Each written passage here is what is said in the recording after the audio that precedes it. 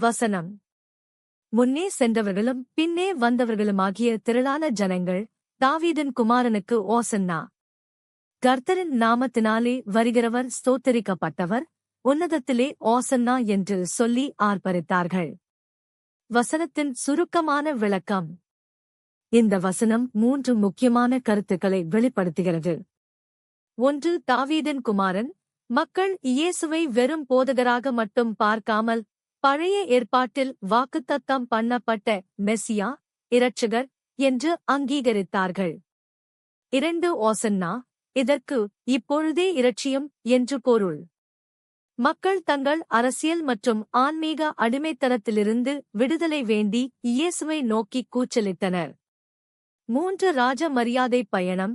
இயேசு ஒரு குதிரையில் வராமல் கழுதைக்குட்டியின் மேல் ஏறி வந்தது. அவர் ஒரு போர் வீரன் போலல்லாமல் சமாதானத்தின் பிரபுவாக வருகிறார் என்பதைக் குறிக்கிறது. முக்கிய குறிப்பு. மக்கள் அவரை புகழ்ந்து பாடினாலும், அவர் தங்களை ரோமர்களிடமிருந்து விடுவிப்பார் என்று உலக பிரகாரமாக எதிர்பார்த்தார்கள்.